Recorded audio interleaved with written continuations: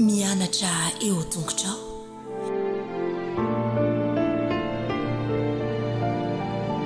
Coucou, faly miarahaba ny zazakely rehetra indray dia faly miarahaba ny namanay rehetra mpanaraka ny fandaharana tratry ny sabata daholo eo. Andaosika hiaraka hisaotra an'Andriamanitra alohan'ny hanarantsika ny tantara dia hisintomantsika lesona izany tantara izany akambano ary ny tanana dia ahondrika ny loha akipy tsara ny maso hiaraka vavaka isika. Andriamanitra faly indray izay misaotra anao fa nomenao fotoana mba hianarana ny teninao. Omeo fahendrena izay rehetra dia hiaino tsara, hakatoa amin'ny anaran'i Jesosy. Amen. Ry zazavavy mitsangana. Izany indray ny lohatenin'ny lesona hianarantsika. Andao hiaraka merina isika. Isa, roa, telo. Ry zazavavy mitsangana. Ny teny natao tadidy ataontsika tsy anjery dia ao amin'ny Marika 5, Marika 5, andininy 4:30.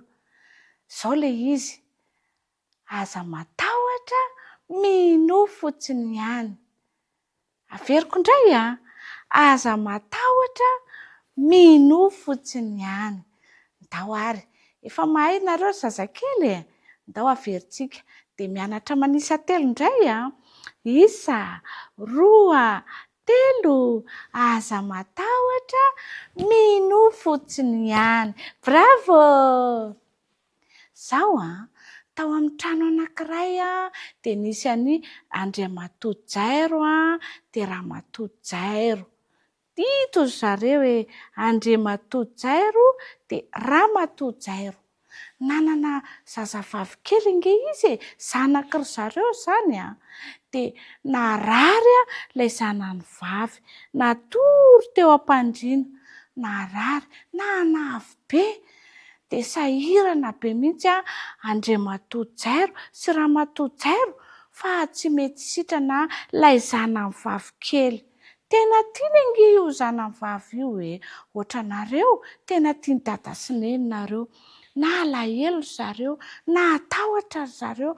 Ahoana ny ataontsika Andriamatoa Jairo hoy Ramatoa Jairo niresaka tamin'ny vadiny.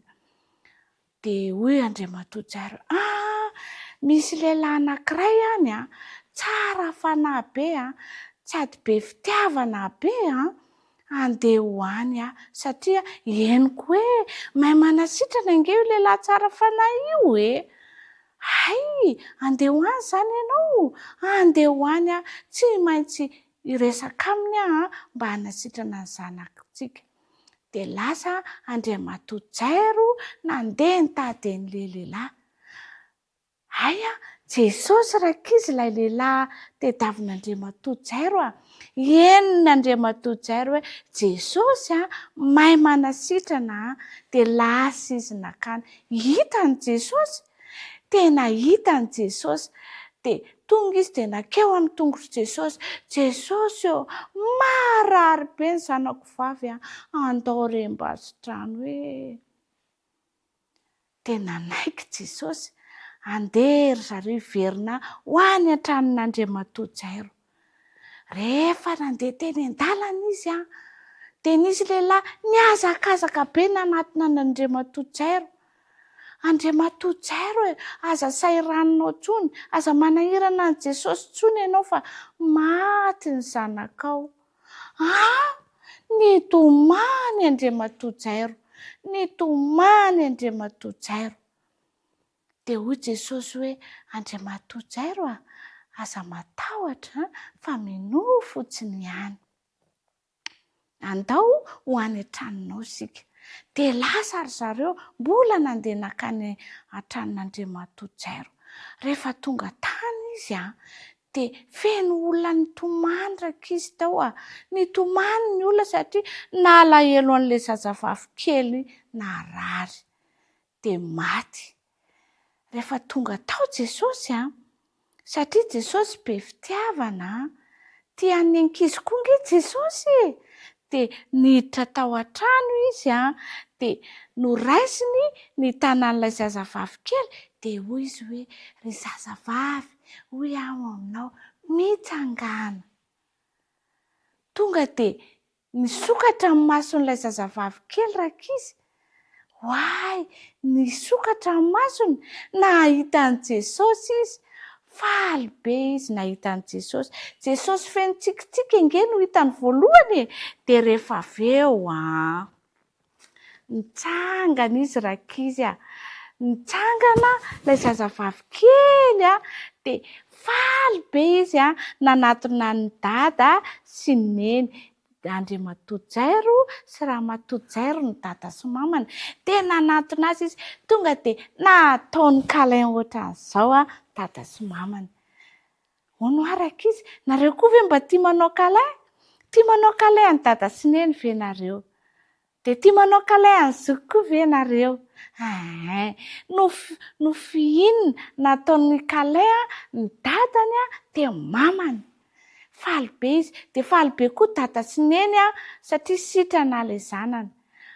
Jesosy io kay tian'ny ankizy io, tian'ny zaza-minono dia tia zazakely dia tia ankizy be dia be tian'i Jesosy avokoa na lehibe na kely. Tian'i Jesosy daholo. Dia rehefa manatona an'i Jesosy mangataka aminy dia miaino izy dia rehefa avy eo omeny antsika izay angatantsika rehefa mahasoa antsika. Tena tia antsika anie Jesosy io e. Nanao fahagagana anankiray indray izany Jesosy nanasitrana ny zanaka vavin'ny Jairo sy Ramatojairo. Andao tsika hisaotra azy e. Ahoana moa no ozy ny tsy anjerintsika e. Hoy izy hoe aza matahotra mino fotsiny ihany. Andao averina indray. Aza matahotra mino fotsiny ihany. Bravo! Akambany indray ary ny tanana dia andao tsika hisaotra an'i Jesosy e. Ahondrika aloha dia akipy tsara ny maso.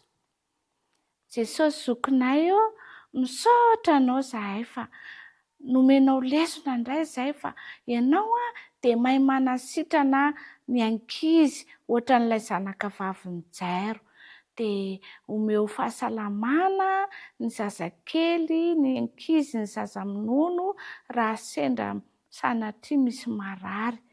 Dia omeo anay ny fitiavana mivavaka aminao amin'ny anaran'i Jesosy. Amen. Dia ny farana indray aloha ny fandaharana ny arahantsika e. Andao anao kopakopa tanana daholo fanaovantsika veloma. Veloma daholo amin'ny heriny indray veloma.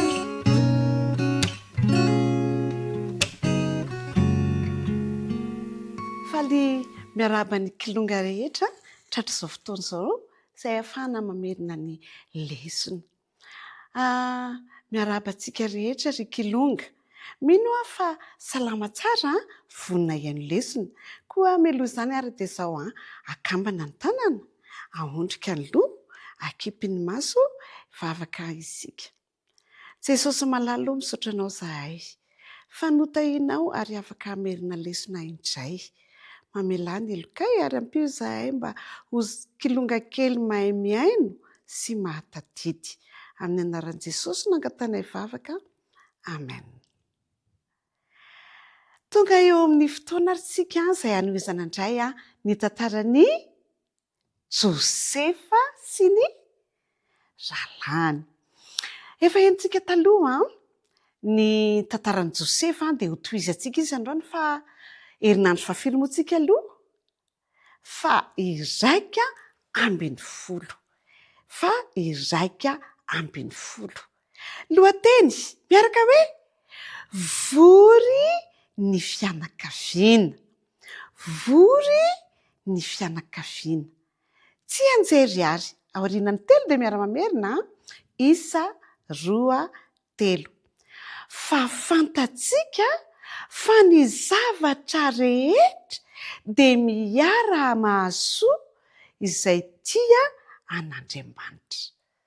Tena bravo fa mahay ny ankizy kely. Ny zavatra rehetra dia miara-miasa hahasoa izay tia an'Andriamanitra. toizantsika ary ny tantara.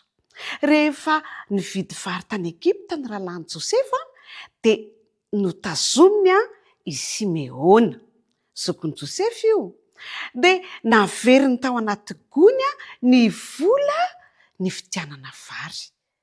Rehefa tonga tany an-tanàna tany akaiky ny dadany tany amin'ny Jakoba ry zareo nosokafana ny gony. Io hita fa inona ny tao? Reo ny vola. Toy izy Jakoba hoe fa ahoana rakizy, nangala-bola anganareo fa nga tsy namenareo ny vidim-bary. Tena nomenay dada, tena nomenay fa nazara dia gaga mahita an'ireo. Ary aiza moa Simeona teo? Ka i Simeona nge nitazominy le gouvernoura any fa hoe hono tsy maintsy hoetiny zandry. Zandry izy? I Benjaminy tsy maintsy hoentina makano ny Benjamina. Ozy ny dadany, tsy hoentinareo any mihitsy Benjamina fa i Josefa efa tsy hitako. I Simeona zao efa voatazona any. Mbola hoentinareo andray ve Benjamina? Tsy mety zany. Dia hoy Joda hoe, ao dada ao sisy fa izaho no hiantoka azy. Dia nohanina ny vary. Natao mofo, nototona dia nanamboarana mofo.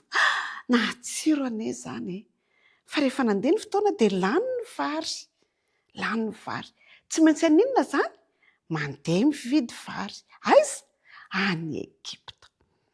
No manina indray ary ny lasaka, no manina ny vola vaovao hividianana vary dia natao teo koa le vola le naverin'ny gouvernoura le taloha zany hoe vola roa karazana zany no nentina dia nampitondray ny zavatra maro hafa ihany koa ireo zanan'ireo. Fa Benjamina tsy mbola alefako, ho Jakoba. Dada, ka tsy mahazo vary ane zay raha vao tsy mandeha Benjamina e. Tsy meny zay, dia anao inany fotsiny. Dia hoy Joda hoe, dada, tsy maintsy entiko miverina aty aminao zanakao fa mba entina ny fotsiny izy aloha, fa omeo anay izy. Teo Jakoba neritreritra. Tandremo tsy entinareo miverina ny zanako. Entinareo miverina ny Benjamina kely sy Simeona dia nareo ihany koa miaraka miverina daholo. Eny ary. Lasa nandeha izy folo indray satria Benjamina teo. Nandeha. Tonga tany Egipta ihany zareo. Voatazana Jakoba i Josefa lavidavitra dia faly be Josefa. Sady nala elo izy no faly. Dia nazay mikarakara sakafo ny mpanompony. Dia rehefa tonga ny atoandro dia hozy izy hoe, ry mpanompo, ampandroso eo amin'ny efitra fisakafoanana reo rahalahiko reo olona vahiny avy any Egipta reo, avy any Kanana reo. Dia nampandrosoina tao any efitra fisakafoanana. Dia ny sakafo dia namboarin'i Josefa ny plasy. Nataon'i Josefa hoe eto ny zokiny indrindra, eto ny manarakaraka, eto ny manarakaraka dia etsy ny zandry indrindra. Dia ny zokiny rehetrarehetra vilia anankiray avy ihany natao teo alohany fa ny Benjamina vilia 5 be zao natao teo alohan'ny Benjamina. Jerevany Josefa tsara hoe mbola hialina ihany ve? Mbola ho ratsy fanahy ihany ve? Tena tsy nanao an'izany intsony rakizy ny rahalan'i Josefa fa nanjary falifaly, ny resaka tsara. Faly izy mahita ny Benjamina kely manana vilia be dia be. Hitan'i Josefa fa efa tsy be felonana intsony, efa tsara fanahy, efa endry ireto zokiny ireto. Dia rehefa nentan'izay rakizy Josefa, Simeona koa efa nentina teo, faly be zareo nentin'i Simeona. Dia niteny rakizy Josefa hoe, zangy Josefa le namidinareo ange. Taitra be rahalan'i Josefa. Loza ino ty? Tena tezitra amintsika zao i gouvernoura io. Tezitra amintsika zao Josefa dia vononitsika zao. Aza malahelo jizy Josefa. Aza malahelo fa tsy ataoko ninina nareo fa tsy nareo anie no nahatonga taty e. Andriamanitra nge no nitarika nahatonga nataty e. Andriamanitra no mesaina anareo hivaritra na fa aza malahelo, aza tezitra fa ho famonjena ny fianakaviantsika na tonga taty. Faly rakizy zareo dia famihana dia ny fona tamin'i Josefy zareo fa hozy Josefy efa namelanareo efa ela, efa tsy tezitra aminareo intsony fa efa faly aza ao mahita anareo satria nalefa tia hamonjy ny fianakavianantsika. Efa zao andana makany amin'ny dada, alaivo dada ka ty hoento reto vary reto, eto miverina ny vola fa tsy raisitsika ireny, tsy alaitsika ireny fa entina miverina any. Dia mbola nampitondra fanomezana be dia be, name cadeau be dia be ho an'i Jakoba sy ny fianakavianany i Josefy. Fa ankoatran'izay, mbola nanaovan'i Josefy fitsapana kely indray. Nalainy ilay kapoaka fisotroany rano dia natsofony moramora na feniny tao anaty kitapony i Benjamina. Rehefa nandeha kelikely zany misy soavaly katraka. Inona indray ary zany? Nitodika ary zareo, inona nitany? Ka lezy mitarika taretin'ny soavaly dia misy miaramila. Maninona indray rehefa tonga teo dia hozy izy le miaramila. Mpangalatra nareo, nangalarinareo ny kaopy fisotroan'ny mpanjaka rano. Fona re tompoko, tsy nanao an'izany re zahay, tsy nangalatra re zahay. Ahora savaina kitapinareo, no savaina hatrany amin'ny zoky indrindra, savaina. Taiza le izy nita rakizy, rikilonga kely tao anatin'le lasakany Benjamina. Tena ratsy fananareo, tena tsy nanao an'izany re izay tompoko. Dia hozy izy le miaramila hoe jena tratrarana an'le kaopy dia entina miverina any amin'ny gouvernoura izy fa nareo mandehana mandeha.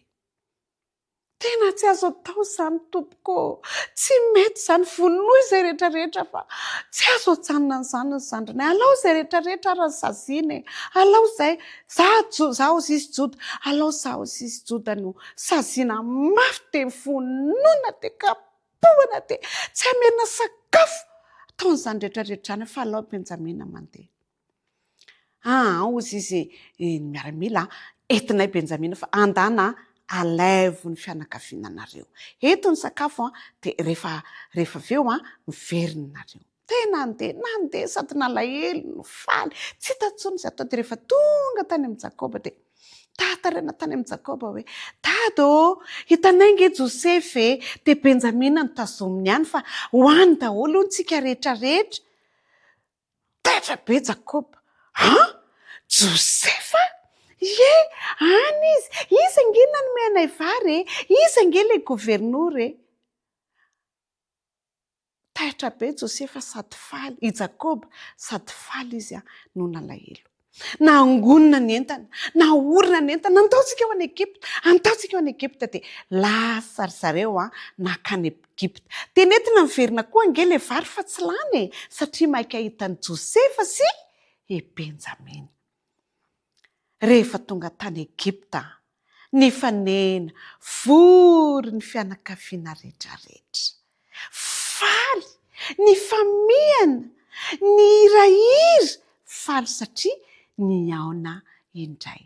Fa ny zavatra rehetra na dia lasa namidy azy Josefy dia nahasoa ho famonjena ny fianakaviany satria ny zavatra rehetra dia ataon'Andriamanitra ahasoa antsika, ahasoa ny olombelona. Tiantsika ny Andriamanitra, manampy antsika ny Andriamanitra ary miaro antsika mandrakariva any Andriamanitra. Manao izay mahasoa antsika Andriamanitra ka zao ry kilonga kely na misy zavatra mampalahelo ary eo amin'ny fiainantsika, na misy zavatra mahafaly be ary amin'ny fiainantsika dia zao tadidio fa ireny rehetra ireny dia ataon'Andriamanitra hahasoa antsika, hahafaly antsika, hahatonga antsika ho amin'ny famonjena. Manomboka androany ary dia ataovy ho fifaliana sy isaorany an'Andriamanitra ny zavatra rehetra miseho eo amin'ny fiainantsika. dia andeha averintsika farany ary. Lesona fa 120. Tsy vory ny fianakaviana, tsy anjery fa ny zavatra rehetra dia miara-miasa ahasoa izay tia an'Andriamanitra. Mino aho fa hoendry isaotra ny kilonga rehetra amin'ny zavatra rehetrarehetra izay eo miseho eo amin'ny fiainany. Ndahoary akambana ny tanany ahondrika ny loha dia hivavaka isika. Misaotra anao izay Jesosy eo fa manao ny zavatra rehetra eo amin'ny fiainanay ianao mba hahasoa anay. Ampio izay mba ahatoky mandrakariva ary faly amin'ny fitondranao anay. Amin'ny anaran'i Jesosy nanaovanay mivavaka. Amen. Eny ary mandram-piona indray amin'ny heriny ny famaranana ny lesona tamin'ity 3 volana ity. Veloma rakizy.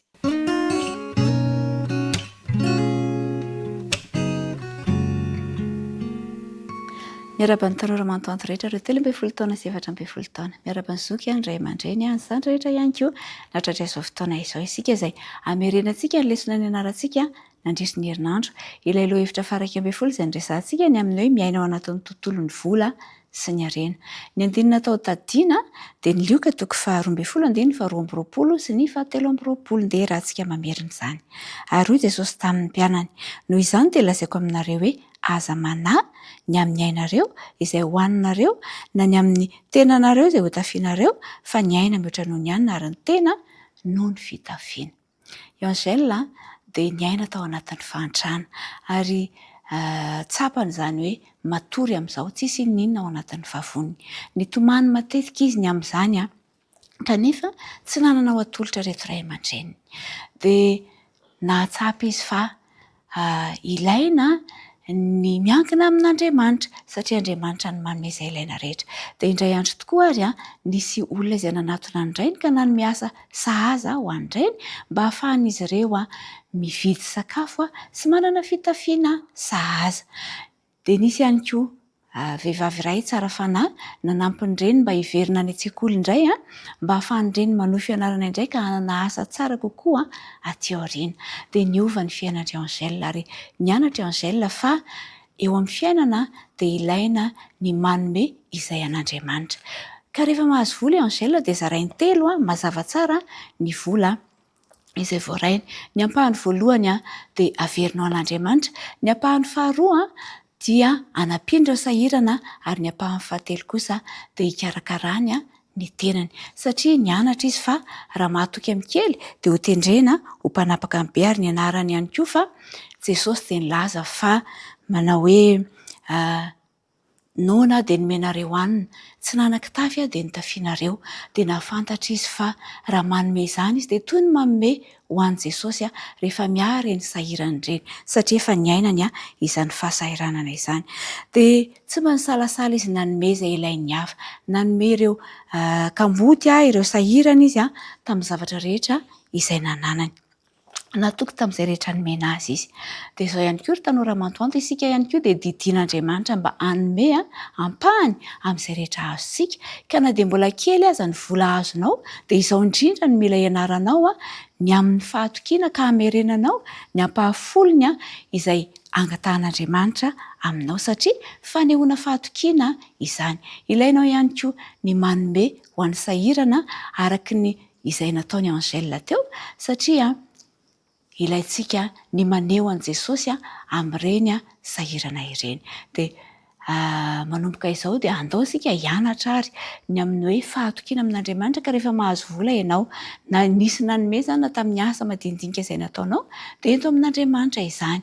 Dia fataro angatao amin'Andriamanitra ny amin'ny ahaizanao mitantana ny vola izay nomenanao dia ny fanahy masina no hanampy anao ary hitari-dalananao mba hahafahanao mampitombo ihany koa izay vola omen'Andriamanitra anao.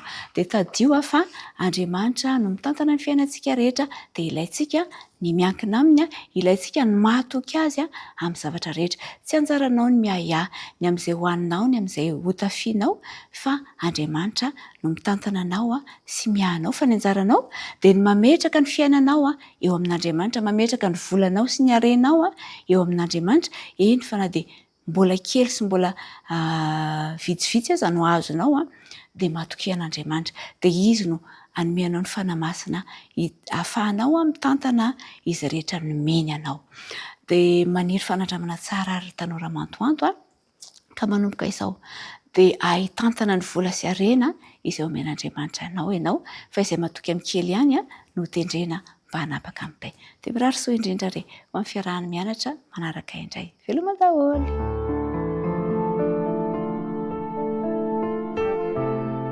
Mianatra eo tongotrao.